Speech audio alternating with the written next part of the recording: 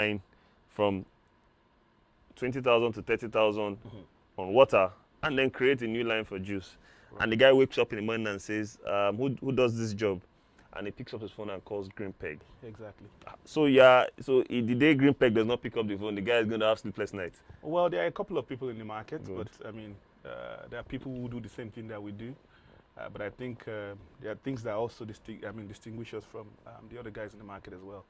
And to consider the fact that we are really fast rising, if you will, I think we've grown to become a sort of household name in the engineering space or in the manufacturing space, if you will. So, I mean, for food and beverages, we're probably one of the go-to places for such solutions or services. Interesting. Okay, so let's backtrack a bit. I mean, I went for just so that everybody understands, because I mean, everybody's saying, what's Green Peg? Who is Green Peg? And it just tells us that there are many businesses out there people don't know about, but are doing very interesting stuff. Right. Okay, so let's just have a bit of context. What did you study in school? How did you get to this point? I mean, it's important to know. That's a very interesting one, because when I tell people a bit of my background, it surprises a lot of people. So I didn't really do engineering. I did apply to get it into school for engineering as my undergrad in FUTA. But for some weird reason, because of maybe a few points off in JAM, you know the story, I was put into industrial and product design. So I went. So you're not an engineer initially, right? Okay. But I decided I converted, and I'll get to that as well.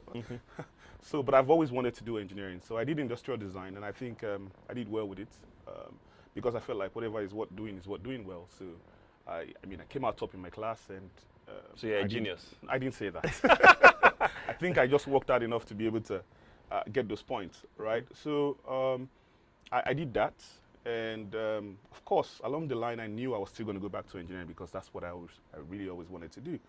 But for me, I kind of took it easy, and then I said, okay, I'll look for a job and do what I would really I'll do what will really allow me to incline myself to engineering in some type of way.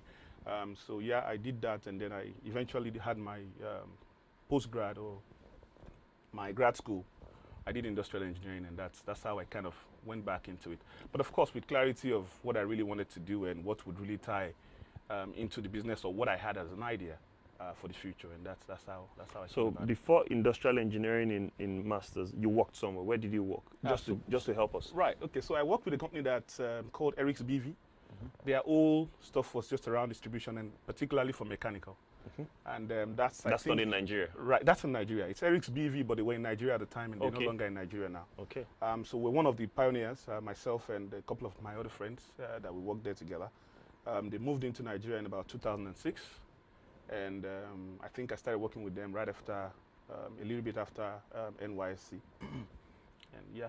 So how long did you do at Eric's BV? I did about 3 years and 9 months, roughly. Was it immediately after Eric's BV you went to school, or you worked a bit here? And I'm asking all these questions because sometimes in people's journeys, right? Right. There are little things that are that sparks the interest or sets things in motion. And if we look back, sometimes it is probably one information from Eric's BV, some information from somewhere else that you've put together. Because this idea that you have, I mean, it sounds like it's greenfield, but I mean, the manufacturing industry is big. Everybody should be supporting it. So how did you, I'm trying to get the building blocks to how you arrived at it. Right. So working with Eric's BV does industrial distribution, and they were focused on the mechanical side. And I think that really exposed me to where I am today, so to speak. So working with them made me realize that they were not covering certain areas, and I felt like there were other things that they could be potentially doing that they were not doing, or was not their focus. So working with them allowed for me to look for that space or that niche to carve. I mean, and of course, a lot of people were also doing procurement, but it was just purely brown box procurement. You know, you need something, and they push it across to you, and that's it. So those were the gaps that I had seen, and I mean, really pushed me and got me to think about what I would want to do and how I would want to shape my own future in my own little way. Interesting. So Eric's BV was a very important component. Very extremely important. Okay. So after Eric's BV, then you now went to do your masters. Yeah. Okay. No, but I'd already started Green Peg before. I mean, I left for masters. Oh, right. Yeah. So tell us so at what point did Green Peg start? So Green Peg started about almost 2 months before I left, or 3 months before I left Eric's BV. I think by then I had very, very clear idea of what I would like to have or what I would like to do in the future. So knowing that they were not covering certain areas and they were not doing certain things that they needed to be doing or they could potentially be doing, because they had their own brands and they had a couple of other things that they had going on for them, I decided that, I was looking to do something myself anyway. So I knew that, okay, I could do things in instrumentation, automation, areas where they were not touching. But for me, the bigger part is to be able to do services and projects, which is what we're now doing. But I started out with just distributing products largely, and not even with any partnership with anyone. So I was sourcing from everywhere and anywhere. And I decided, okay, we'll take it further in the future. So I had a bit of an idea of where we are now, but I needed to start from somewhere, and I started with what I had. Yeah. Okay, interesting. So essentially, Green Peg was a side hustle. Initially. So it was you in 9 to 5, Right. but you then started, okay, they don't cover these areas. There's an opportunity there. Right. Let me start gradually. Right. And then, so how long did you do Green Peg for before you went to school? And then when you went to school, how did that support what you had done? Okay. So it was probably about 6 months before I left for grad school. And grad school was also part of the plan for me, because knowing that I didn't have a background in engineering and I really wanted to run an engineering company, I knew it was going to be tough. But of course, I had an idea of engineering because what I did was still in the sciences. So going to school was to make sure that I had a better view of manufacturing processes. And that's how I decided to do industrial engineering. And while I was in school as well, I still took time, even with the jobs I had to do while in school, to keep pushing or driving the business with my partner at the time. Yeah. Okay, so you had a partner. So I had somebody I was working with that I pulled out from Eric's shortly after I left, that we worked together for a little bit before things okay. Went the other way. Okay, interesting. I mean, your background is interesting that you are not an engineer. Right. And you are at best a postgraduate engineer. Well, at best. if you say so. And then you run a full-fledged engineering business. Right. I mean, it just reminds me when they say Alibaba does not code, but he runs one of the biggest tech platforms in the world today. Yeah. So it almost tells me that the idea and your resilience to see an idea work supersedes to an extent Right. your learning, your background, and your foundation. Right. Okay? And it's interesting you say that. And it leads me to the next thing, right? So, at what point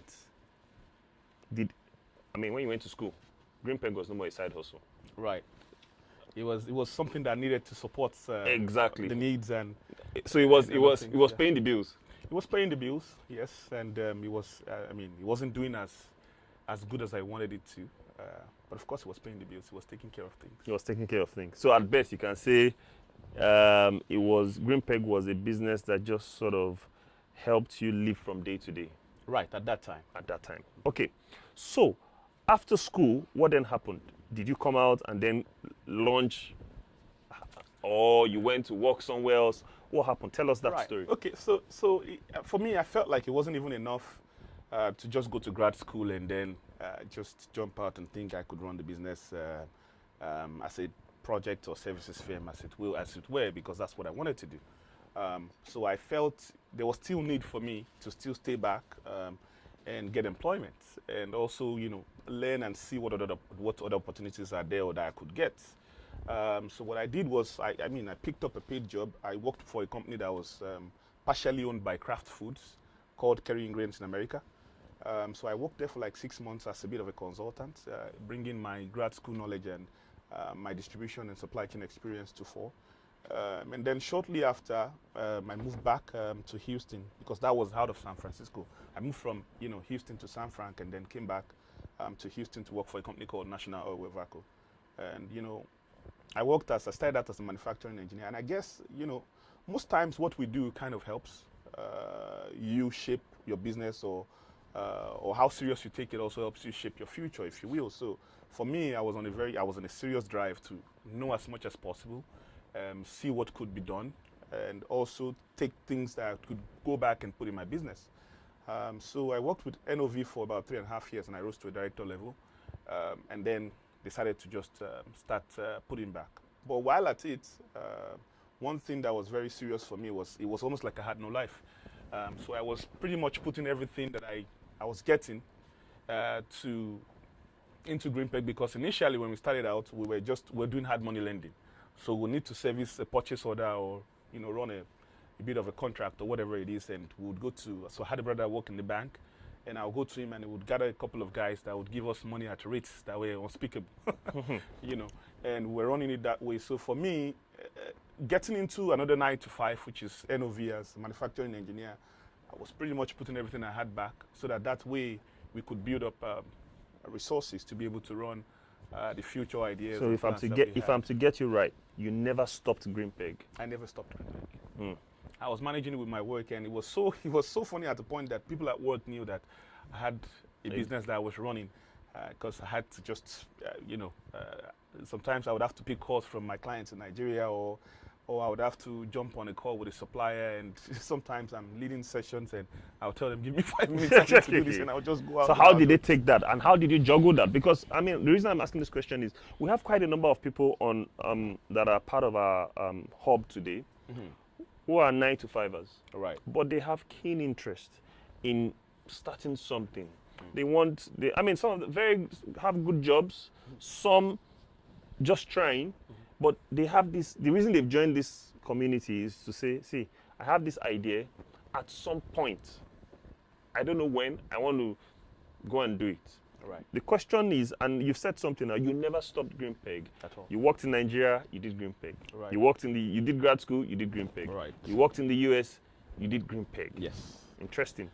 So the question I'm trying to ask is, how did you do it? So I think a bit of a time zone helped, right? Because I would wake up and catch up with the guys in Nigeria. And in fact, for a long time, I was the only one running it till we decided to set up an office. So the biggest part for me is, if you're committed to something, you kind of figure out how to, right?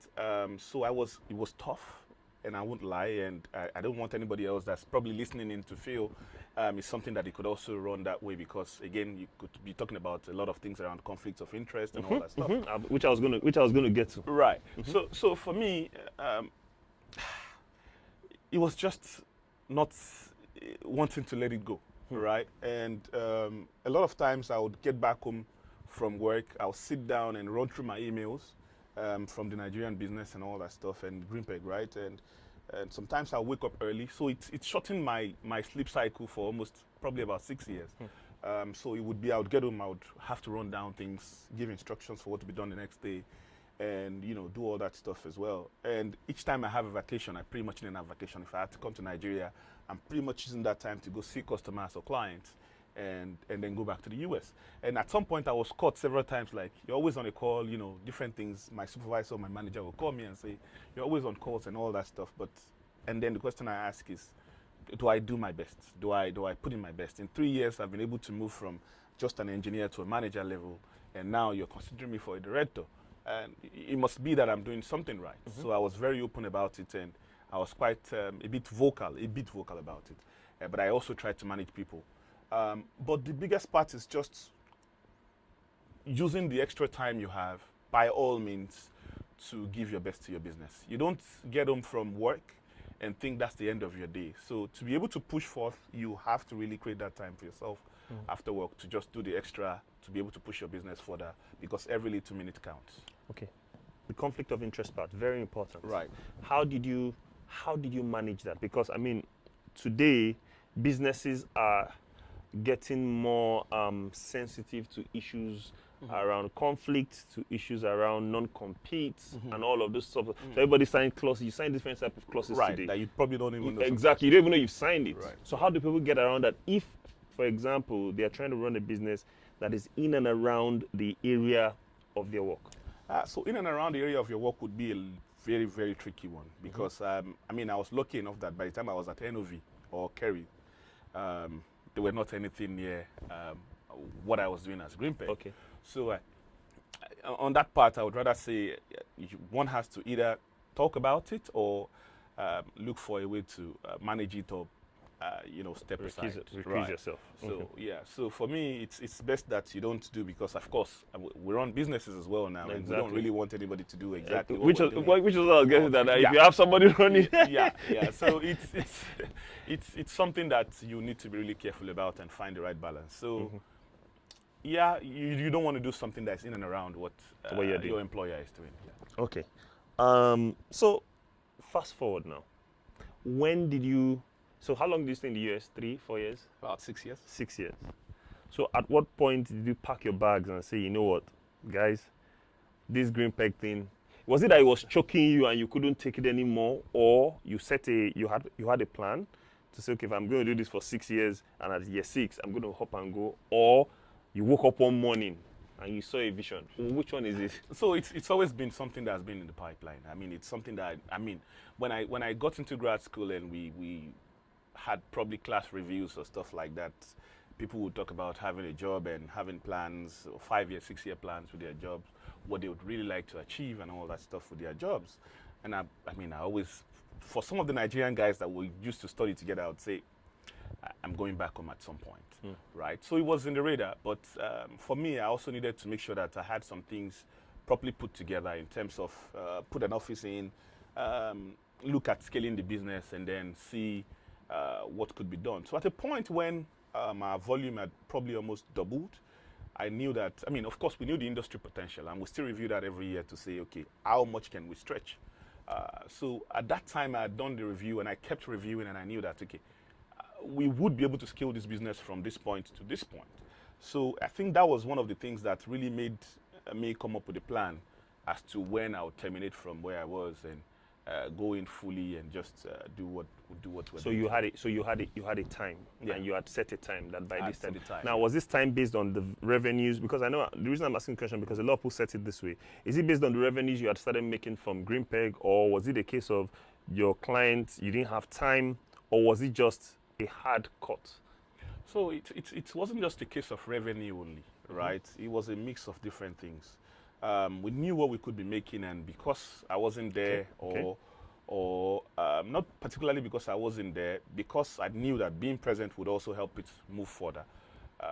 We weren't making enough revenue then, not enough to even pay my US salary at that time or where I was working. But I needed to make that sacrifice to make it what it is today. So for me, it was a no-brainer. We planned.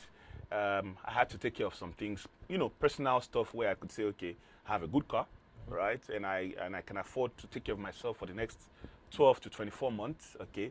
I have this here and that here that would probably, help me have a bit of room to take care of myself. Should in case, the revenue, because business, life happens in business, So I had all that kind of worked out a little bit. It wasn't perfect, and it can never be perfect, right? So I had all that planned out and said, okay, at this point, I could potentially just, go back and push the stream further. It would be a month, few months, or maybe even years of denial, meaning that I'm coming from maybe I'm earning 10,000, I'm now earning 2,000, just to make that dream come true. And that's what it was. So, in another word, you sort of used your salaries from the US as capital to start the business. Absolutely. We pushed a lot of it in. Okay, and that sort of sustained you even when you were not making as much money. Right. So there was some sort of financial management. Did you have any, as an aside, did you have any financial background? How did you deal with, because in the budgeting, planning, how did you deal with all of that at the beginning? Because that's also a problem for a lot of people. The funny thing is I just purely use spreadsheets and I read. And that's how I have learned as much as I've done in finance. And I learned by doing and also by reading and, trying things out. The Google is a very lovely space, and, So you read a lot? Right, I try to do that. You try to do that? I try to. Yeah, I think he reads a lot. I think the last time we saw, was talking about all sorts of books and all sorts of videos he watches. So let him be very humble about that. So there's a lot of reading going on. Okay, it's interesting. It's interesting you didn't study, because even up until now, I did not know you did not study engineering. Right. Now, I know you went to a technical school, but right. to think that you didn't study engineering and you had to learn along the way. Right. So what why were you so interested in an engineering business? Why didn't you just do instrumentation, have an online store, and why didn't you be a professional, what's their name, a spamder? Do you get my point? Because if I look at your business, I can analyze it to say, procurement, you could have just been, oh, I have an online store, you can come to me as spamder for manufacturing. Right. Or Ladipo. Yeah. So and that's right. So for me, each time I look at any business we want to go out or venture into, I mean, there's got to be something that's different from the regular. And even every year as we review our business, we look at what could be done to change what's being done, right? So we continually improve. And so for me, starting out, I didn't want to do the regular stuff or just make it. So I needed to add different spices to it. And that's how and why we decided to not just do the regular stuff and just procure and then do all that stuff. So, but we started with procurement in the beginning and just pushing the brown box like the regular guys. But we had in sight what we would like to do in terms of rendering services and doing projects and taking on bigger things, you know. Because it would have just been like a regular dream if it was just an expander for manufacturing. Exactly, a expander for and you will sell. Right. Because the expander guys are clean out. Right. So but I didn't. I mean, for us, it's got to be different. It's got to be different. Right. Interesting. Right. Okay, so we've sort of covered how you went from this 9-to-5 idea to starting Green Peg with the brown box, right? Now, did you ever think, or did you ever imagine that Green Peg would be such a structured business? Or did you just think, you know what, I'll do the brown box, I'll make enough money? So was it, because a lot of times, right, business people, I'm a business person as well, sometimes your objective in the immediate is, well, I just want to make money. Yeah. Do you get? Let's leave all these shenanigans. If we are making money and everybody is okay. Because I mean, during my master's as well, so one of the things a professor asked in class, and it's interesting, he said, why do people start businesses in Nigeria? Is it for family sustainability or for national prowess and to say that we're in this industry? I said, madam, this national, everybody, national is your family. Family sustainability is the first and most important reason why people start. Right. But the way Green Peg is going, it doesn't look like that was the plan. So, or did it change, or what happened? No. So it's always been, for me, in my own DNA, and I think I've tried as much as possible to pass it down to my team members, to not do it that way, right? We've always wanted to structure. So, and then the 9-to-5 that I've been through also was, I mean, it taught me all these things. So there's no way I would sit down and just want to do the regular and not create structure, and then create structures to even to scale. You know, the last time we met, we were talking about that book on scaling and stuff. Yeah. So for me, I've always had it in mind that it's got to be structured. It's got to be not just the regular. And then, of course, at some point as well, I had to review what my dad had done, because my dad was a trader. Okay. And there were a lot of things that didn't go quite well because he had very cyclic moments, right? And I also took time to look around everybody that were in a space, you know, the guys that he trained and, you know, kind of did freedom or whatever you call it for, and then started their own businesses, and how they went from, you know, 100 back to 50 or maybe 30 and stuff like that. So for me, I didn't want that to happen. So the lessons I took from my dad and, you know, what I saw around him as well too is part of the reasons why I've, you know, from the beginning, when I knew I was going to set out to go out into business, I knew that, you know, it had to be structured so that it's something that can live even beyond my own times. Exactly. Okay, so let's backtrack a bit. I like the perspective you brought about your dad, right? And the reason I say so is that there are some things I think I'm doing today, and I actually remembered it when I was preparing for this, and it's interesting you brought it up. So one of the things I do today, one of the businesses I do today was a conversation my dad used to have whilst we go to church. He would just keep pointing and say, you see this place? One day I'll do this. One day I'll do this. And he never did it. And today, when I had the opportunity, I said, wait, he never did it. And I go back and I look at that thing he was meant to do.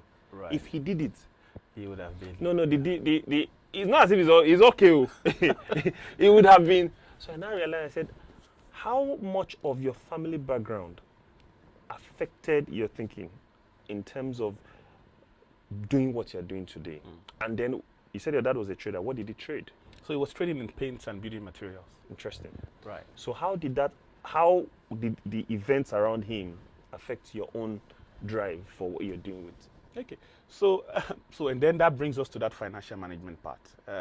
Myself and my siblings were taught to balance books on the, your plain books with red lines. Yeah, red lines. So where you have your, receivables and your payables.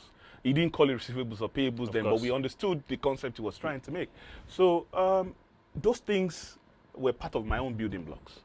So immediately I started out in business, I had a spreadsheet, and I still have it where I, review year upon year to see the state of the business every day. Because with my dad, you had to see the state of the business every day, even though he failed and came back up, failed again and came back up several times. So these were the things I took away, right? And those were the things that I eventually kind of used or implemented in the business to make sure that every day, at every closing, I'm seeing something that's a type of dashboard. So now, moving from spreadsheet, now we now use software. And then that helps. So, and then the next thing should be, okay, what next? And that's how we continually improve. But the influence from his daily business activities and the things he did were things we took away, most of us. I mean, and that's what I think has shaped some of my own thinking and culture, basically, in the business. So just to talk a bit about your family, I mean, as an aside, are you the only one doing business, or every other person are you all entrepreneurs, or? We're not all entrepreneurs. You're the only entrepreneur. We're two that Yeah, two yeah. entrepreneurs. Interesting. Right. Interesting. Okay. I mean, now you said, okay, fine, you crossed over. So when Green Peg started initially, you wanted to do things differently, but of course, initially it was about making money. Okay. At what point? Now, what drove structure? Okay. And the reason I ask this question is because I've worked as the CEO of a business for over 3 years, or for almost 3 years, and I understand that at some point it almost feels like is a ticking. The curve is moving. There's a point on the curve where you must introduce structure, after which, if you don't, you play too. Yeah. Thank you. So at what point did you get there? I know you're 10 years now. Yeah. At what point did you get to that point? So we're 10 years, but the first 5 years, I was pretty much almost the only one. Interesting. So yeah. But at the point where the revenue was increasing, I knew that I needed to set a time to exit 9 to 5. Was when we started saying, okay, let there be an office. So I got a bonus check at that time, and I told my guys, I said, I had one person that was working. I had two guys actually that were working for me, but they were working from home in Nigeria at the time. And then we had to bring in my current general manager from somewhere else. And I said, okay, you can't have these guys just work from home anymore. So at that point, I said, okay, it would be to create an office and create systems first, and then we'll begin to move to scale the business forward. If not, you're now taking on bills and you're not really moving up. Or you would probably move up a little bit and then you plateau, like you said. And then maybe after the plateau, you probably dip. So for me, it was at that point that we said, okay, the structures have to be there that we can build on and then move forward. And that was where it was in 2015 when we decided to structure an office, put an office together, have people, and I had the plans to begin to hire people and then begin to, put them into different industry verticals to go after clients in those areas and then build it. And that was the point where we said, okay, there's got to be structure. And then at that time, when we saw the structure and we saw things were also working, and it was easy for me to say, okay, this timeline that I set could be a hard timeline. Because initially it was just soft. I'm like, okay, maybe I'll do it. I need to have this and have that and save up for about 24 months to sustain me. Moving back to Nigeria stuff, I need to get this or that, stuff like that, and I had to just say, okay, now we could have a hard timeline where I could say, okay, in April of 2017, I'll move back to Nigeria. So when everybody was planning Canada, this Canada journey, so when everybody was planning Canada, you were moving the other way. That's the crazy part, I guess. People still think I'm sick. Interesting. Right. So there's still hope. Oh. I mean, no. There's still some people running back. Right. Interesting. Right. Okay. I mean, it brings me to the next question, right? And I think you just need to explain a bit. People say structure is expensive. Yes, it is expensive.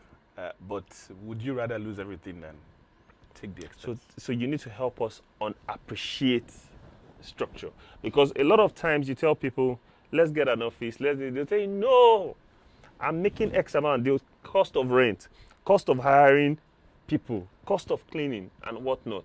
So I keep it simple. I brought in a partner at some point again after the first one, and I got burnt, right? I brought in a partner at the second time, and I felt, okay. He was always of the opinion, this is not speaking anything about him. It's always like, let's keep our costs on the low. So for me, my idea is always, okay, is the market fully taken? And I'll ask him that question, and he will say, well, we're not even scratching the surface, right? So I say, okay, pull up data, right? What's the value of the area we're in? And then he sees things in billions of USD, right? And you have the other gray markets, your Aspanda or your Alaba, and and the likes, and they are still running as well. And those are really big markets. So I will ask the question. I say, okay, so if you want to keep costs down, and you don't want to take care of your employees, or you don't want to put structures together to be able to scale to the next level, because you're looking at the expense, then I don't think that's a good reason. So for me, I'd rather say, instead of worrying about the costs, worry about how you're going to expand your market or get more market share, make more money to be able to manage your costs. So that's my own ideology around it. So I'd rather just go in, and then look for how. Because sometimes when you go out to do these things, when you go out to put the structure together, it drives you to push for what you probably don't even see. Okay. Now, which leads me to the next question. The conversation just keeps leading, right? So, you grew Green Peg, okay? You hired people. Right. You've created structure. How much of the business, and I'm asking this question because if you create structures, you hire people to do certain jobs, right? Right. Now, you can either hire two types of people. Either hire strategic guys or hire operational guys who just execute. And I'm going somewhere with this because it's going to lead me to another question. And I'm going to put you on the spot a little bit, but it's okay. So, initially, I'm sure you hired operational people. Right. Today, you mentioned something in passing that you've gotten people to chase after businesses in certain areas. Right. How much of the business in Green Peg today comes through you, and how much of the business comes through the guys on the field, on the shop floor? I know it's an interesting question, but I'm trying to help people appreciate structure and appreciate building a big business. I'll tell you right now that at this point, maybe in the past I could say differently. At this point, I could say maybe just 10% comes through me, and 90% comes from the structure that we've created. And that's just the truth. But knowing that I started out myself and I was really familiar with most of these clients, and I was the one going to do the basic distribution stuff I used to do, right? There are some accounts or some customers or clients, if you will, that are my legacy clients, if so to speak. But most of the business comes from my guys now. Interesting.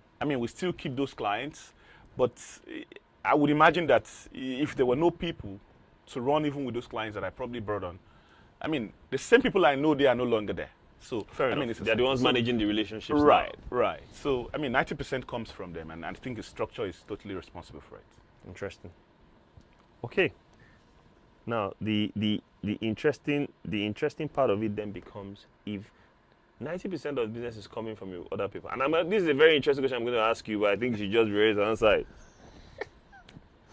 How do you deal with people leaving your business?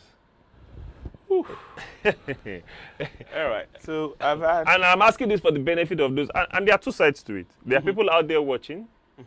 There are people out there watching who for whatever it is worth, right, will leave one business and join another business. There are also people out there who will leave the business and go and start their own thing. Right. So how do you deal with that? This is just as an aside. We're going to come back to the business idea while we're here. It's been tough. We've had people that we trained for months outside Nigeria to do engineering stuff. That at some point, maybe just 1 month after getting trained, want to quit. Or found a better opportunity, and they found it by the virtue of the fact that now they have the training and they have the requisite stuff for the bigger boys to pick up. But right now, with the way we are creating structures, and again, it's back to structures, right? We would worry less about people really leaving. I mean, it would be hurtful, it would be painful if some of the people leave.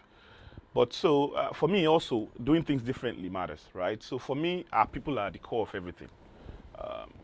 For those that know very well or those that are close to me, they know that I pay attention to the people, because if you take care of your people very well, then they will take care of your business. So at this point, for me, what I worry more about is the welfare of the people, and that's what really matters, and that's what I focus on. But I know that people will not be with me forever. But I really want to grow and create people that are models out there. And so even now, I even encourage some of them that run side businesses to say, okay, how can I support? You know, and I really don't know which one is going to come up with a business that eventually would be even far bigger than Greenpeg. So, but again, we also have a business to run, and I try as much as possible to keep my people on as much as I can. And I have people as long as 6 years, 7 years with me at the moment. So it feels good. Feels good. Interesting. Okay. I need to start getting to a point where I'm trying to hone in on the issues now. Let's backtrack a bit from you, and let's address general stuff, right? And for me, general stuff would be, so if somebody has a business idea, right? You're in a 9-to-5 and you have a business idea, or you may not even be in a 9-to-5, you just have an idea that you want to run. Right. You didn't tell me anything about business plan. You didn't tell me about raising money. Right. Because these are I want to hit. I want to shake tables. You didn't tell me about business plan. Right. You didn't tell me about raising money. Right. You didn't tell me about looking for investors. Right. Okay.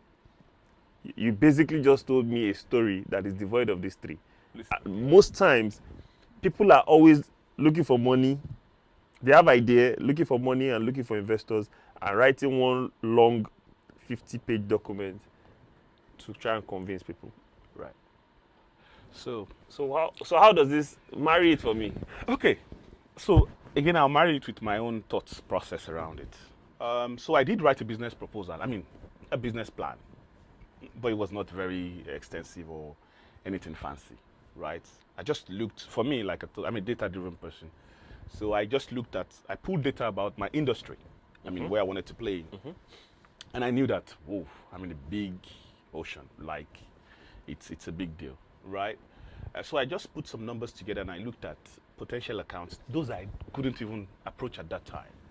And I looked at what they could be potentially buying in terms of products, services, and projects. And I knew that, the best businesses in Nigeria, they are not here yet, and I know that more would come. And I just looked at the future and how we would grow. And I said, okay, there's no point waiting to do anything. And then I don't like to sound too religious, right? But Pastor Sam says it's not the absence of money that makes a man poor, it's the absence of ideas. So for me, something struck the chord when I was going to church at that time that made me feel like there was no point wasting time or waiting for things to happen. So the first job we got, it was 10,000, and I had to pull out of my salary to even to make it happen, because it was at a loss, right? So, but the second one, I was like, I would quote, I would get the orders. When it comes, we'll figure it out. So I wasn't worried at all about funding.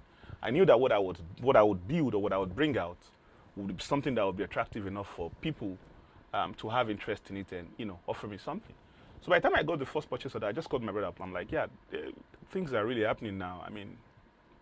After the first one, which was 10,000, I got 3 back-to-back, and they were in millions. And I'm like, I need your support now. We need to figure out how to make money. So we delayed even the orders for about 3 weeks. And we're looking for how to finance it. So he gathered his friends. I talked to family, friends, and all that. And we were able to pull funds together to execute the first few jobs. And then afterwards, it was the same thing. And it was very expensive, but I was not bothered about. I wasn't even making as much as what the lenders were making. But I was not worried about that, because I knew I had a bigger, future ahead. And that's what really mattered to me. Interesting.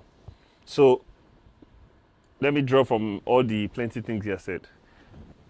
That passion, right? The resilience, family support. Right. In addition, Family and friends. family and friends. Or even those you don't even know, because I had people that I've never met that put money down to get interest. Okay, You know. interesting. Right. Good question. And if I'm to analyze, I mean, I'm understanding your business a bit more. Mm-hmm. So to an extent, you started as an equipment broker. Right. Did you ever sell any equity in your business? Did you ever give out any equity? Did you share equity? Because you see that again, this is the second trap. I'm going to give you 10% of this business or 15% of this business. Okay. So did that happen at all? So I gave. This is a very foolish one, right? So, okay. So I gave out a portion of the business for free to a friend because I wanted him to lead the company because I was away, and that didn't go well. And eventually we had to, So how did you come out of that? Well, it's Was it a different company you were using, or you started a new company? no, it's the same company, right? Because it was an agreement that was written, and it got into the courts. So you went to court? We went to court, and then we had to dissolve, and it was very expensive for me. So I had to shell out some cash to pay the person off. So you came out of that agreement through a legal process. Right. Right. Interesting. Right. Very interesting. Right. So now you then got back 100% of the business. Right. So now, I mean, let's talk a bit about that, because I think people need to learn. People need to learn one or two things about this, because I know a number of people that will say, "I'm giving out 15%. I need to raise money," and so how should one deal with that? You should go for as long as possible self-funded, if you can. I would rather raise debt or raise money to run the business as debt to a certain extent before you consider giving out equity. You shouldn't do it too early, right? And I think that was one of my problems. I did it too early because I really wanted to scale, and that's why I brought the person in. I was bringing the person in for sweat. So I was giving him sweat equity pretty much, like, you're going to work with me, you're going to help me, make sure that these guys or the structures that we've created really run optimally, and we'll be able to access more clients and, make more revenue and all that stuff. And so, I gave out a portion of the business for that, without the person really coming in with any kind of financial support or any contribution. So that was like a partner that you got, to Right. so like a co-founder. Co-founder, just to drive the Good. idea. Now that's to the next question. New problem, a new type of problem that exists in today's world. Right. People always believe that there is a need to have co-founders with them. Two is better than one. Even the Bible says it. Right. Okay? But I also noticed that you've run alone. So now you're telling us a lot of things that it's not like you ran alone. There were a lot of issues There are in a lot of between. issues in between. Yeah. So, I mean, now I'm co-founder, you can afford to pay anybody you can afford to pay people, right? Right. So at the time that you could not afford it, how do you, I'm sure you from your learnings, Right. what is important in finding somebody to run that thing with you at the beginning? They must really have your exact fire or probably more. Right? Even if someone is bringing in money to buy into the business and all that stuff, it's not enough.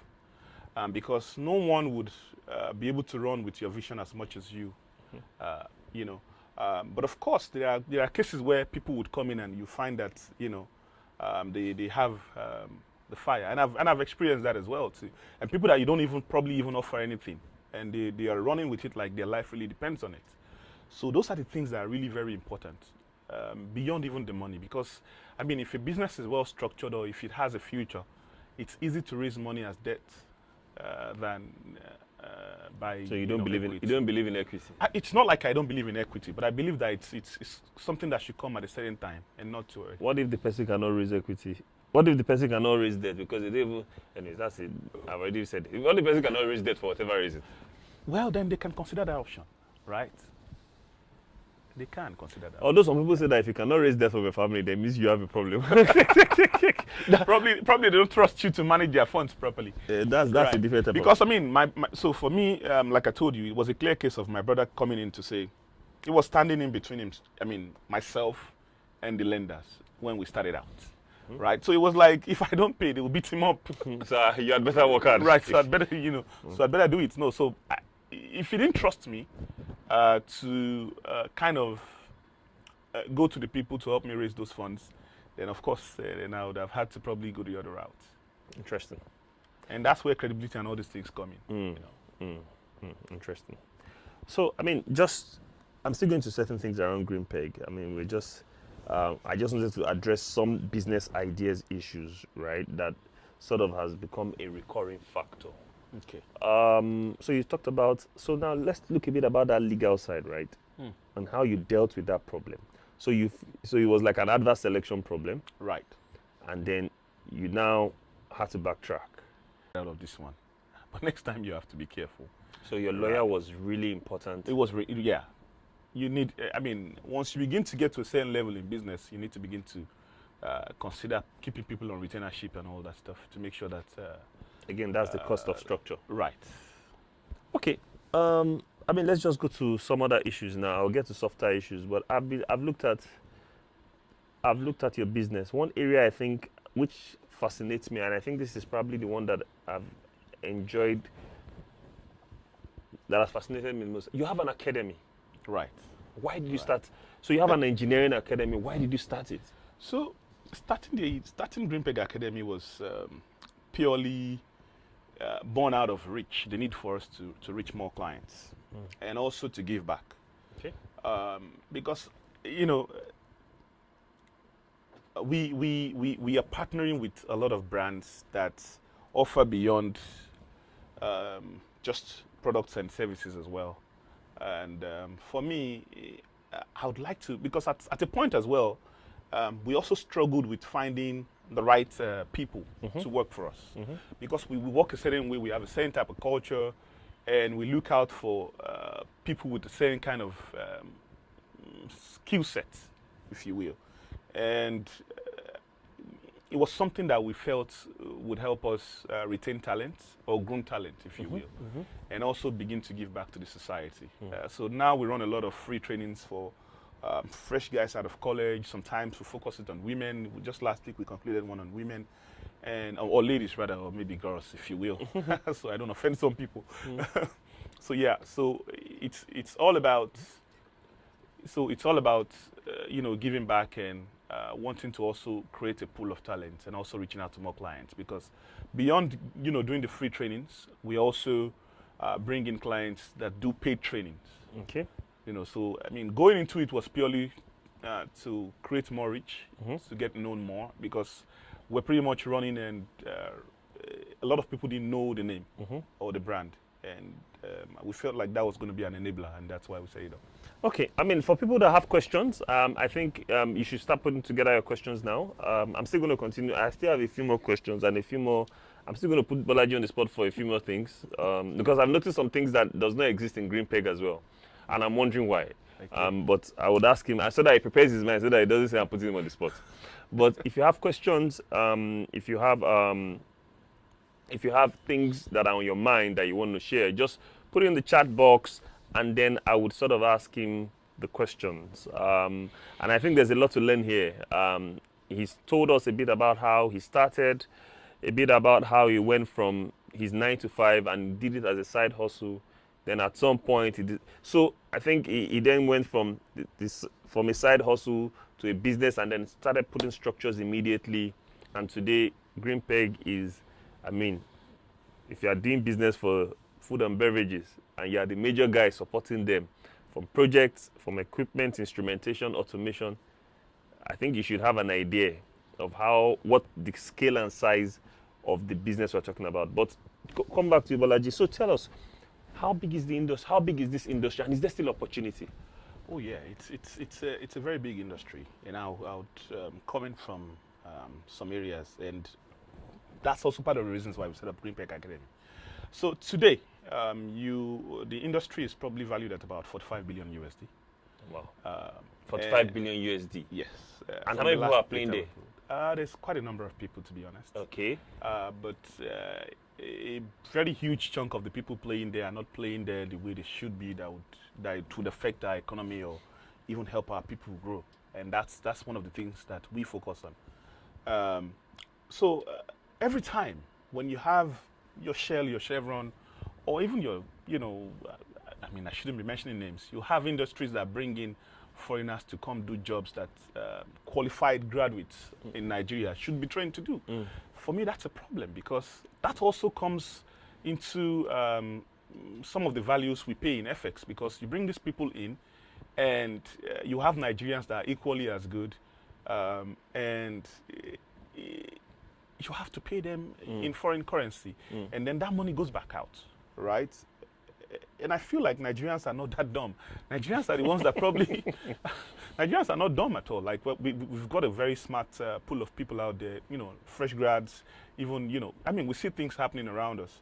And so for me, that really itches me a lot. Like, when I see that we are still bringing in people from outside to come do things that our people can be trained to do, or that our people can even do without even trained, then it's something that's really worrisome. So that's also why part of the reasons why we started Greenpeg Academy, to focus on training people in automation to be able to run plants, to be able to do all those things, because we hope that in the future these things would be better. So yeah, that industry is about 45 billion USD, and if we're still taking the small bit we're taking from it, then it means that there's a lot more that could be earned. Could be earned.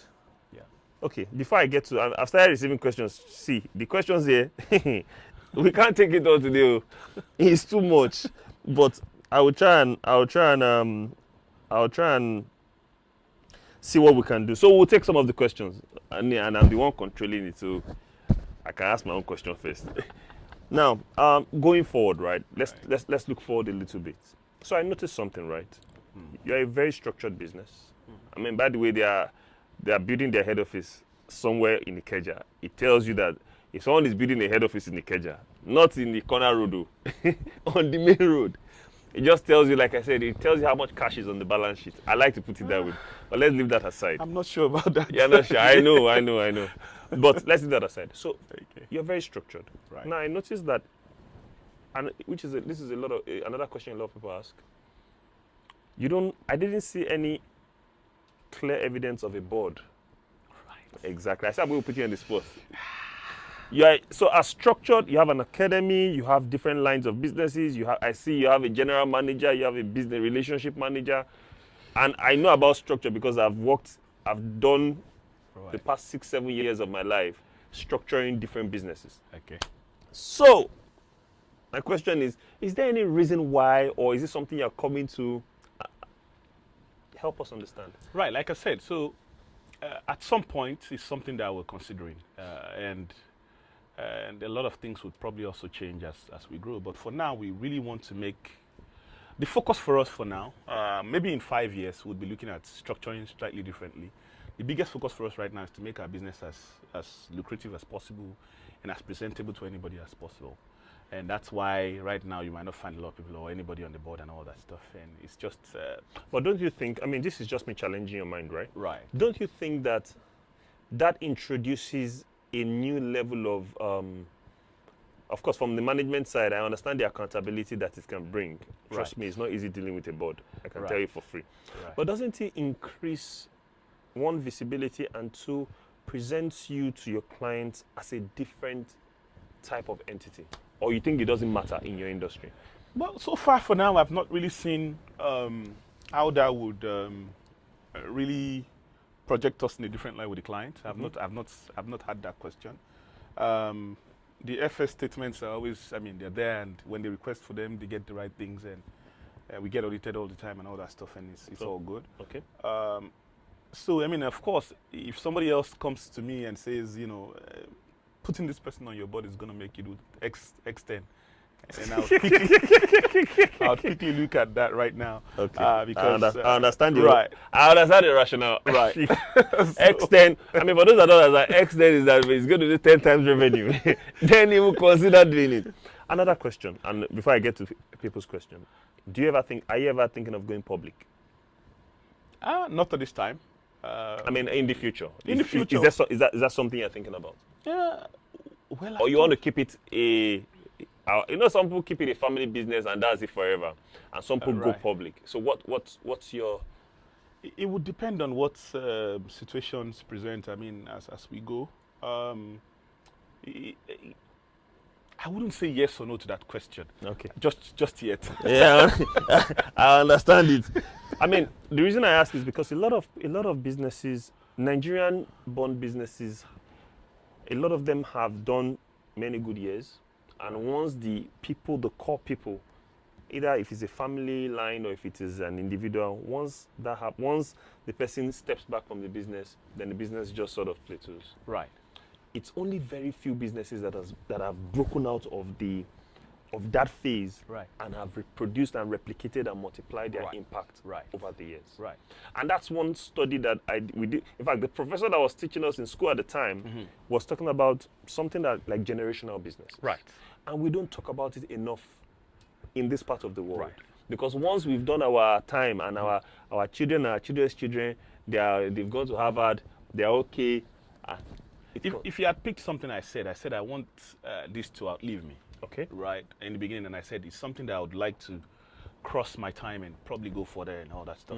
So maybe, perhaps, when we get to that point where I feel like I want to step back, because at some point I feel like we should create systems and structures where I can then pull out, and then somebody else is running the board like you probably did where you were before as a CEO or whatever it is, right? It's something that we would consider when it's necessary, and we, of course, are not building this for it to just be okay when Bolaji is out of it and there's nothing anymore. We've got a lot of people that work for us that can potentially, take us to new places. Or we don't even know, maybe there's one bright star out there that's just going to come and we'll put on the board or put out as the CEO or whatever it is, and would probably take it to the next level. It by 10, 100x or whatever you want to call it. I like the way you always with the X, because it's X you're thinking. Right. So it's something that we would like to see. And I know that that's a problem with Nigerian businesses. But also, if you look at it, I don't know when you guys are discussing it or whatever you said, you're also looking at companies that have gone public. Yeah. We've seen people that invested money in companies that went public and never got anything back in the same I Nigeria. know, I agree. So it's about finding the right balance and Absolutely. making sure whatever it is that you're doing makes sense. Absolutely. Right. Okay, so to a question here, I'm going to take questions and I'll try and I've looked at a few. Some of them are very interesting questions here. But let me start from the one that I think. So someone here says, did you at any point fail? Did people at any point reject your service or turn you down? And how did you manage it? We get turned down every day. Okay. We're not present everywhere. For the sakes of whatever it is, I would not mention companies we don't work with. And, because of the way our country also is, we hit a lot of snags along the way, and we get people saying no to us. And beyond even saying no to us in terms of getting us in to be able to do business with them, there are places where, in the beginning, we failed several times. We'll bring in equipment into the country, and the customers or the clients would say, customers or the clients would say, we don't want to take this from you. And in the beginning, some of those times, it was so hard that when they reject such stuff, then we're trapped. We're looking for money to be able to get out. So then we borrow forward. We then take money from the hard money lenders and say, okay, we would pay you plus the interest next time, and then we're slowly getting out of it, or maybe even. And then those things, we keep them and we're stuck with them, and it's a lot of money, and we're here. So we fail every day in the process. And there are some things we've ventured out into to do as well, too, because we create different areas of business. There are things we've ventured out into to do as well, too, that didn't happen. Or Can you work. tell us, because I think that's what, the story, if this is it, then me too, I want to do green peg. I want to run green peg now. If this is how it is, then let me join and let me start now. So there were times where we signed up new partnership. We invested in certain things for those partnership. I wouldn't give all the full details. That's right? fine. Go on. We started out into those partnerships, and we've invested in it. Trained people, gotten things in. Committed some amount of money, decent amount of money, and those things never happen again. And then we just have to wrap up and keep going. We suck it in, and then that's it. But the biggest part for us, and why it always sounds interesting when people listen to some of this, is the fact that it's not, we don't get emotional about anything. Fair enough. We've trained our people to also not get emotional about anything.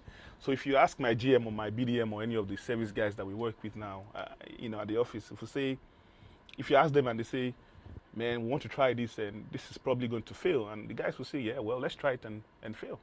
Because that's what we've decided to make ourselves do, because if we don't try it, then we don't know. But if we try it and it fails, then we would have learned ways not to do it. Exactly. And I don't want to drop some cliche statements here and all that stuff, but some of the things we all read and hear when we listen to some of the things we listen to online or read about, they are really things that when you apply in business, you know, it would really help you move forward. Interesting. Okay, so one here says, how did you manage competitors? We still manage competitors today. So, how do you... So for us, it's every year we have a culture of constantly sitting back down and looking at what we could do differently from our competition, right? We don't just sit and feel like things are good and that's it, or we'll keep going on and, you know, we'll keep, you know, having our successes as it were. So we look every day, we see what we've done right, and we see what we've done wrong, and we look for areas to improve. And for us, we also try to understand what our competition is not doing right or what they are doing right. So we pick lessons from everywhere, and we also pick failures from everywhere, and we, you know, put those things together and see how we can actually stay ahead of them. You know, Interesting. And that's how it is. Somebody is asking the question here, but I will try and phrase it differently. It's talking about bidding for jobs, that as a startup, how did you, because you've spoken about, I can understand that even some of the projects in terms of the line expansion and all of these things, there must be a bid process, right? Right, there is. Right. It says, how did you do it as a startup? As a start. Because, I mean, you didn't just wake up one morning and you got the job to extend the line for Aquafina and say, well, you're now going to need 25,000 expansion of capacity. Right. So how did you do it as a startup, and how did you eventually win a bid that now gives you a project, that your project side business? Right. So, so I don't know how to kind of put this together. But for us, it's always been, you know, a concerted effort. You know, so we've got people who are in application, those that are good with piecing together different things that's needed for a job, and we've got the service guys that would be able to look at man rates, daily rates, and all that stuff, and we are able to put those things together and then, you know, give a quote to a customer. Now, one thing we've learned along the line is to give customers options. And because the fact that you want to bid for a job means that you are really worried about winning. And then when you want to care about winning, you want to make sure that if a customer is looking at you along with anybody else, they are seeing several sides to you, and they can say, but one thing we also do as well, beyond giving them options, is to make sure that we look at what we could do that's extra that would make us win. So starting up, putting costs together is not very difficult. That's why you have your Excel and all those other things. So that's what drives anything. Even if your software is there or whatever software you have, it works off of fields and columns. And that's where a lot of businesses need to really look at, you know, learn how to use your Excel or spreadsheet, if you will, and put together what you can. So bidding for it, maybe I'm trying to understand what the person wants to ask, really, because this is it's very broad. So I guess you there's something that you said, you need to include certain other things that you almost believe other people won't add. Right, going the extra mile, pretty much. So, and that's it. That's superior knowledge. So you must have that superior knowledge to almost do something that is better than the guy that is your competitor. Absolutely, absolutely. Okay, so that guy here says, what lean methodology do you utilize in the Nigerian industry to reduce waste? I don't know what that means. Oh, well, lean, if that person is talking about lean, that's an entirely different stuff. Okay, so for lean, there are different methodologies you can use, because I'm a lean person. I think that's why I'm at home with this. So it depends on whatever processes. If you're talking about manufacturing processes, there are different toolbox materials you could use. You could be using your 5S, you could be doing Kaizens, you could be doing a lot of other things, or you know, time study or work study or whatever you have you. And when it comes to supply chain, it's the same thing that would apply. But this is a very broad. It's a very broad question. It's a very broad question. But there are several things you could use in the lean toolbox. Lean is lean everywhere. It's not peculiar to Nigeria or what have you. Yeah. Two questions in one. One says, how do you capture data for efficiency? Yeah, it's talking about data. So how do you use data in your business? How do you use data in your business? Okay, so there are several ways to use data in your business. For customer retention and for customer relationship management, you need data. To prospect, you need data. To be able to know where you should be focusing your energy on, you need data. And all that is what will make you run faster and efficient when you're going to the market. So for us today, we hold inventories, and our inventory is informed by the data we have, and that's why we would be efficient when you're looking at us versus our competitors, right? Interesting. We know our stock levels, we know our reorder levels and reorder times and all that stuff. So this is how we use data to run on the supply chain side. And on the project side, we also use data because we look at similar projects. If you're going in for a bid, you look at the project that you have done that's similar. If you're doing 10,000, you have to look at the 10 to 15,000 scale if you're going to 15,000. So all that is where data makes you run efficiently and makes you more attractive to the clients. Interesting. Okay, I think maybe this person is in Canada. I know this would have gone. Says you move back to Nigeria, what has been your biggest challenge? How did you overcome it? Because this is a real question, honestly. I know I have a friend who called me once. He's in Canada actually, he's been there for a number of years. And he called me and says, I want to move back to Nigeria. He said, what are the possibilities? I said, boss. There's no light to Anyways, and I explained, I tried to give him a reality. The same way, and it's interesting you said it.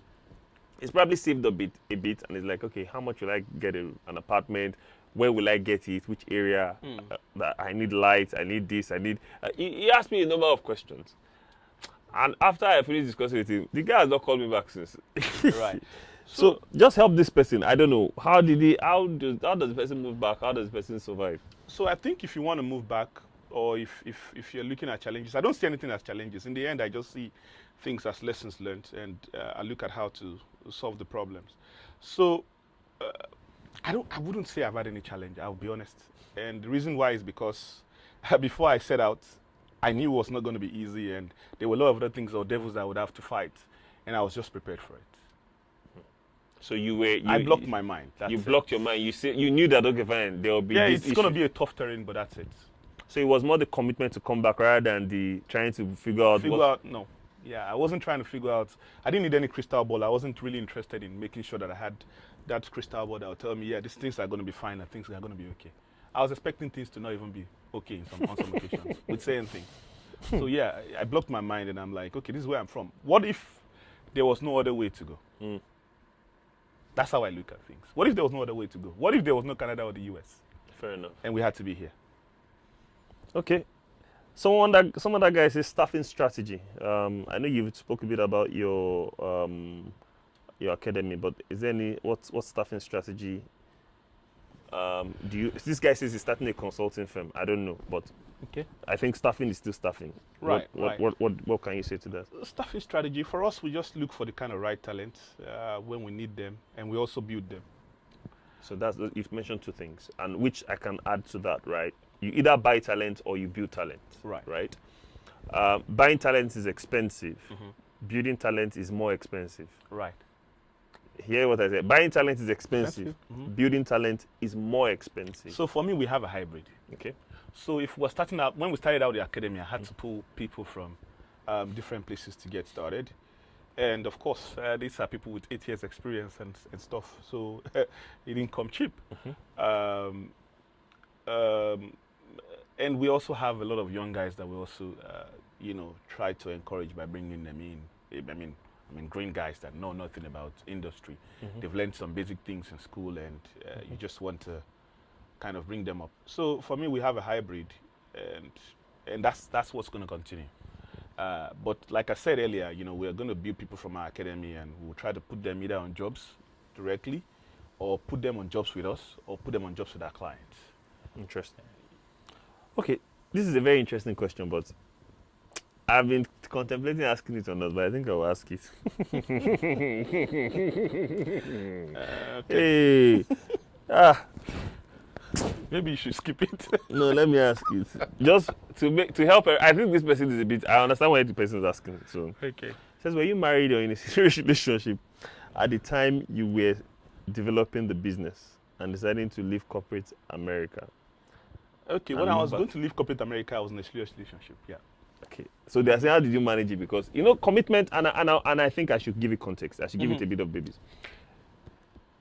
A lot of my friends who try to move back, and once they're married, they have family. Stuff, yeah. It becomes very difficult. Right.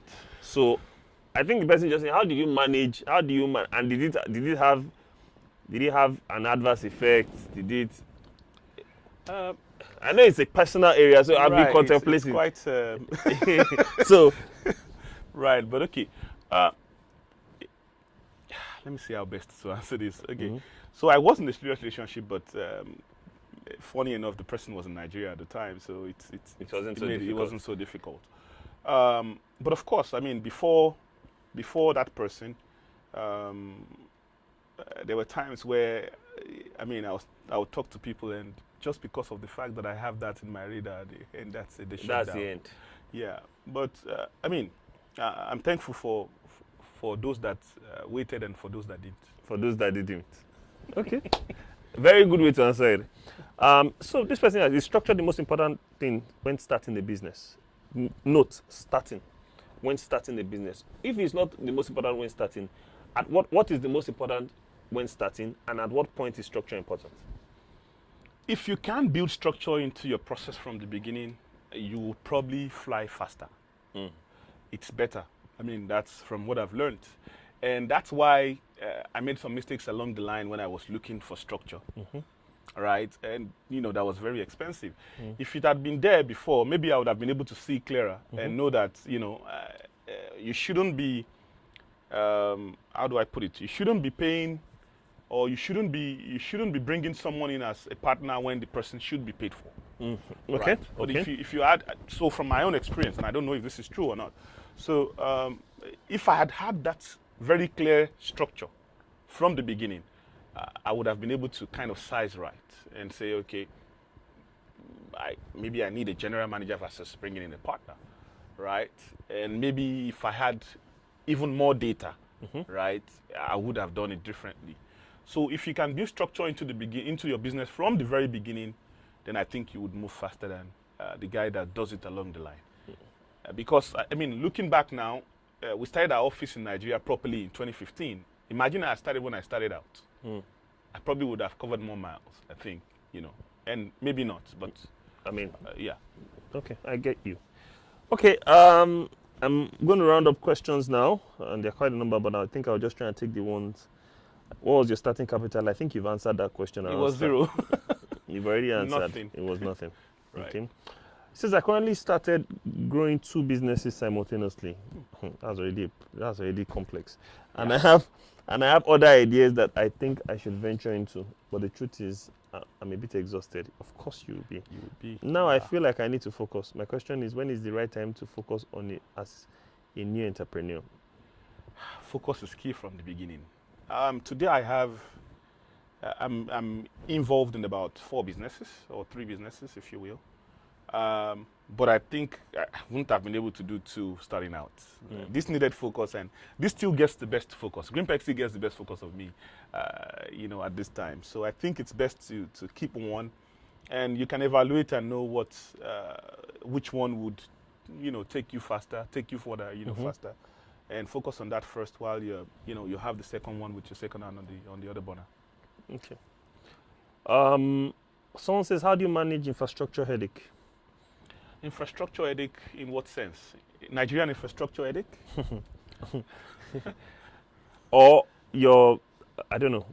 That's the question, and I cannot speak to infrastructure headache. We're all in Nigeria. And there's infrastructure headache everywhere. There's infrastructure headache everywhere. So like I said, you just have to figure out how it will work best for you. We would have unique challenges per business. Jide is running a financial services company. He probably doesn't worry about trucks. I run a supply chain and I worry about trucks every day going out and delivering goods, and I worry about salesmen cars going out to visit clients, or service engineer cars going out to fix out stuff in the customer client or client sites. So our challenges will be different. So that's a very broad thing to say, but for us, because we deal with roads and all those other things, we just have developed different ways to kind of manage it, and which, if I speak now, might not be useful to the person that's asking the question. But businesses have unique challenges, and you just have to. Let me ask you a very interesting question. I mean, let me drop other people's questions. Let's take things forward a bit, right? Okay. At the time you started, you did not have enough cash to do a lot of things you wanted to do. Right. When you have enough cash to do all you need to do, and maybe not all. I don't know about having cash. Okay, to do no, all, no, no. yeah. Okay, you have I have okay. a lot of things that I would like to do, but Okay, yeah. you're a bit more comfortable as in the Really, business. I don't know about that. Okay, I know. No. Okay, I'm trying to ask a serious question. Okay, Bolaji, that's no, fine. what? Where do you? What's the dream? Is like? Where does the dream go? Because see, you build a business to a certain point. Right. You've done, as it is now, equipment broking is bread and butter. You do it in your sleep. Projects, maybe you still, but very soon, bread and butter. Right. Where does the trend go? Where does this green peg, where is it going? What next? Which is why I said, and I use money and I know why I use money. Right. Because a lot of time, businesses get to a point where they've made a lot of money and they stop dreaming. For us, it's so take the industry size and take the area of things that are possible, right, in the industry, going by the size of the industry. And we're telling you that we're just still probably trying to get to scratching the surface. So it means there are a lot of other things that we could be potentially doing in terms of services. And we attack the issues from, upstream, downstream. And I'm not talking about oil and gas now, but just, across the entire value chain. So if you look at the fact that the industry is that big, and we're not playing in everything, it means even if we sit on a pile of cash tomorrow, there are areas we could diversify into, either under Green Peg or as another arm, and that's where we begin to look at what to do, because we've not even explored all that's possible. And I'm sure for a lot of businesses as well, including yours, there are areas where you could potentially go into, even when you're sitting on cash, and and you want to put that money into to see if they could even give back to more. So that's it for us. I mean, there's still a lot to do in the future. We're covering. So right now we're not going into medium voltage fully yet. So, and I think that I'm going really technical now, but that's it. But we're still playing in the low voltage space. There's a medium voltage space. There's a high voltage space. And then come away from instrumentation and electrical, move into, air compression and a lot of other things. So there are areas where we could be, going into and growing and moving into, either by keeping them in Green Peg, like I said, or by giving back to new businesses that could potentially do that. And then there are a lot of other things you could also do as well. And as a business, you also want to be able to diversify as you grow. So maybe when we're sitting on that dream cash you're talking about, right? Fair enough. We would begin to look into other areas. Okay, I'm going to start rounding up, but I want to ask a question. 2 questions. In a COVID world, right? And it's important to bring into perspective. Entrepreneurship in the COVID world seems like a different kettle of fish. Right. How has that? What is your view on that generally? I think it presents both opportunities and challenges. Okay. But I see more of the opportunities because of the way Nigeria is structured. Okay. So this is the Nigerian factor now. Right. For our business, a lot of the partners that we have that would normally travel in to do things with us are not able to come anymore. And so we're doing things online, and they are really, tasking our people with more responsibilities. Does that earn you more money? Yeah, I think so. And it would in the future, right? Because now everybody's thinking slightly differently, where they don't want to believe that some of these things need to happen in person, either the meetings or either the reconciliation things or either the training of our people or either the coming to do the service along with our people. And so it's opening up more opportunities where they are saying, okay, now because of COVID, we can't really travel down to come do this service. We need to get your people up to speed to be able to render that service. So it's opened up more opportunities. And that's what we have been thinking about. So I think it just presented, the right opportunities for us. Because what we've been frowning at, or what we would love to change, is the fact that we bring in all these guys to come do these services and we're paying them in USD or euros or whatever have you, and then they go back to their base and the money doesn't stay in the country and the service is being consumed in the country. So for us, maybe some sort of activism in our minds, right, where we feel like these things shouldn't be happening. Because if you know a guy that can operate this properly and or you can train him to operate it properly, and you're still bringing in a foreigner to come do it. It's saddening, right? And then we want to be able to equip our people to do it. So COVID has presented the opportunity for them to and trust our people more, but they want you to also create infrastructure to be able to support that. So it's given businesses more chance, at least businesses in our space more chances or opportunities, if you will. Somebody asking a question here. I'll go back. I have one more question, which is generic, but I think it will help everybody. It says, how do you deal with B2B marketing? And it's important because I know it's easier to, as a startup, it's easier to sell to Bolaji, to Jide, but as a startup, it's a bit more difficult to walk through the doors of Aquafina, Apple. So how do you deal with B2B marketing as a startup? So or a growing startup? Means that I've started, but I need to move up. Right. So it's about creating the right things and looking for what they truly need, and I think that's what really helped us. Our focus was purely surveying the industries or the manufacturing entities to know what they really need and the brands they would use as spare parts or the services they would need. So if you know what their pain points are, and that's what we should always look out for. You need to look out for what the customer's pain points are and create a solution or an idea around it and try to help them. So when they find it, typically this B2B thing becomes really easy. You know, these big boys that you're looking at, once they know that you have it, and they probably try to shop around and they can't find something like it, they will come back for you. So it's about building unique stuff that would really solve their problems or their pain points. Interesting. What would you advise someone that is passionate about starting a business in a particular sector, but I don't really have enough experience and opportunities to learn by working in that particular sector, and that opportunity to get a job in that sector is not forthcoming, but I want to play there? So I think what I've done one time, particularly when I took the Kerry job, it was far less paying than what a master's graduate would earn as a consultant then. But for the experience, I took lower pay. So there's always something to give. If you really approach, and I've had people that eventually work with us now come and say, you know what, try me out. You know, I need the experience in this area. Try me out, and I don't mind if I take a pay cut. So if you really want to go into a space and you know that there's that industry and you're approaching them, maybe what you're looking for in terms of pay or what you request for in terms of pay is not what they would want to pay you for it because you don't have experience there. Then go for the lowest level. You know what you're looking for. Okay. If you go in with an aim and you're deliberate, you'll be fine. I'm at the verge of something as I see as the biggest thing of my life, okay? And I strongly believe in progress. And it will change, this will bring change into the fashion ecosystem at large.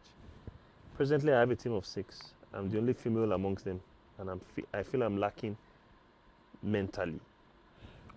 I don't understand. She's leading a team of 6. She's a female, but it's a big area. But she feels she lacks mentally. Yeah, if you lack mentally, read. Right.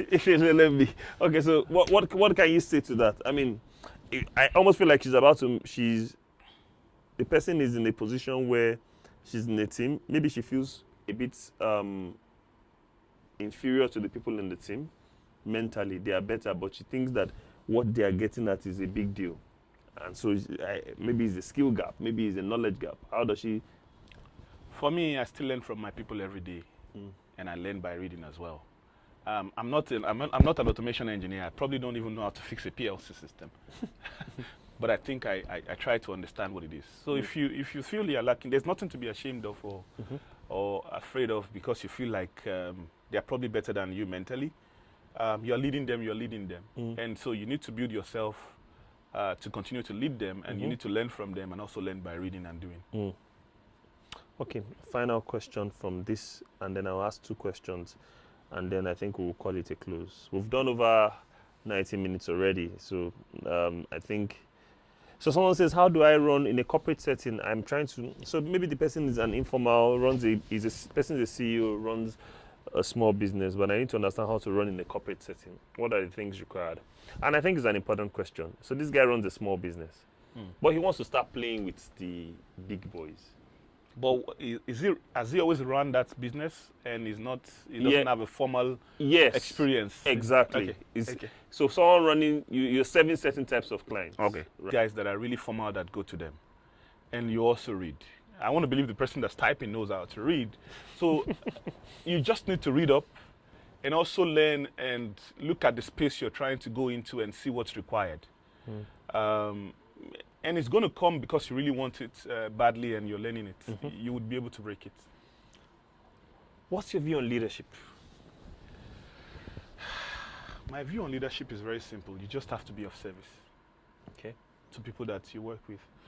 So we have a very special culture in Greenpeg, and if you meet, if probably any of my guys walking here now, they probably will just tap me on the back and be like, "BJ Alpha," you know, and that's how it is. To lead, I think you have to just serve, and you have to look out for your people. The biggest problem that I think I found when I compare our business to a lot of other businesses, the fact that people in the position of leadership want to assume that very special space of being a boss or being the owner or whatever it is. But the people are the ones that really drive your vision. They run with it. So you need to serve them to be able to run with it. That's my view on leadership. Interesting. You need to serve them to run with your own vision. Right. Interesting. Finally, right, what keeps you awake at night? What keeps me awake at night? The big things we want to do that scare me. So we've moved from whatever we were to where we are now, and that's always happened. And so because, and I hope my life gets better, and that's because we always dream more and go look for higher things to do or the next higher calling. Awake at night. Final question. So at what point do you plan to walk away from Greenpeg to do something else?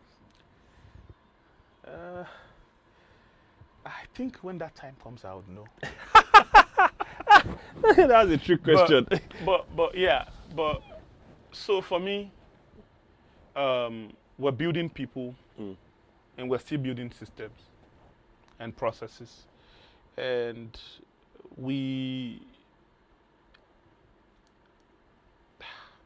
it's very tough, right? I know that at some point in the very near future, right, I really want to step aside and stop being the CEO and let somebody else take on that drive. I think people that are leading will be the ones to also probably decide, step up and decide where the I don't know business where it goes. would be. Maybe they will be partners or maybe they will be EDs or whatever it is at that time. But when we get there, we would know. But we would have built a very big elephant at that time. Right. And Interesting. Step down. Yeah. Okay, I think we've done justice to Greenpeg, and Bolaji has given us a lot of insight as to how the story built up and where we are today. It's interesting that we have businesses in this country that are somewhere there doing things quietly and are doing so well that nobody talks about, nobody is looking at. It just still tells you that there's so much opportunity here. It's interesting that people are running away, but this guy was moving the other way. And that's, in this country, you can't even have that conversation successfully on social media. You'll probably be beaten up. Yeah, you can't have that conversation successfully. You have more people wanting to check out that coming, but it just tells us that we all have ideas, okay? And that's why we're in the Business Ideas Hub. And everybody's idea is valid. And today what I've learned from this is there's a commitment to seeing that idea happen. And again, Bolaji didn't say it expressly, but it just tells you that they have not stopped dreaming. And that's the biggest part. And I know I kept asking the question around what next? When will you walk away? Because sometimes money is enough for some people. But in this situation, it just looks as if the opportunity to keep driving and extending our tentacles with an idea that looks like 5 loaves and 2 fishes, there's still that opportunity out there. And it's been a pleasure having this conversation. I hope people are inspired. I hope people are awakened, irrespective of what it is, from an equipment broker to today a business servicing plants and doing projects for major manufacturing outfits is by no means a huge deal. From a brown box guy who sold one equipment at 10,000 naira to what it is today, it just tells us that our ideas are valid, our dreams are valid, but keyword, how committed are we to seeing it happen? He mentioned nothing about raising plenty money, getting there are all of those things, but in very measured manner. So it's a beautiful story we've heard today. I challenge everyone, we all have work to do, including myself, to go back, put things together, and try to ensure that we see our ideas come to pass. We're very thankful to Bolaji for coming. He has shared a lot. I know I put him on the spot. I'm sorry. He will beat me after now, but we'll be fine. Bolaji, thank you very much. Thank you very much for coming. Thank you very much for sharing your story. I mean, we're truly inspired. And we also want to thank Triangle. Triangle has supported us. I mean, we are sitting in their facility, and trust me, it's a live stream. I mean, we somehow pulled this off. Trust me, we somehow pulled this off. We had a dream that we'll pull it off. And you did. And we did. And they say great things start from small beginnings. You get? So, and of course, for us at Business Ideas Hub, we try to set the bar high. We try to do things properly. We believe in what we're doing. And I think it's also an opportunity to mention that we're working on all sorts of things. We're working on a Business Ideas Hub fund to sort of support small businesses to start and give and look at businesses that are ready to be invested in, investable businesses, right? Mm-hmm. And so we're working on a fund, and that fund is going to come live hopefully before the end of this semester. We're also working on master classes for those who will need that kind of support and trainings to understand accounting, to understand the fundraising, to understand how to put together a pitch deck and all of those sort of things, okay? And we're working on a lot of things, and we believe that this community group will give birth to businesses. We believe this community group will give birth to leaders and entrepreneurs that will look back and say, this thing happened when I was in Business Ideas Hub. I will use myself as an example. There are some businesses I started recently that it was from one of the talks in the one of the general sessions we had, and there was this guy we spoke to about real estate and whatnot, and the guy challenged me, and I told myself that, oh boy, there's nothing I'm doing, there's nothing I'm waiting for, and today I'm on the road. So I think it all depends on everybody to see how you want to take from all of this. This is real information, it's real data. It's not that we are reading a book. Somebody is telling a real story, okay? And I think that I think and hope and I pray that we're all inspired by this. All right, till the next, let's look out for the next deep dive session. It is going to be powerful. We're already working on the next speaker. Trust me, this one will be equally as powerful. The next one will be equally as powerful and as insightful as this one. Have a good time, guys. And have a good evening. Cheers. Bye-bye.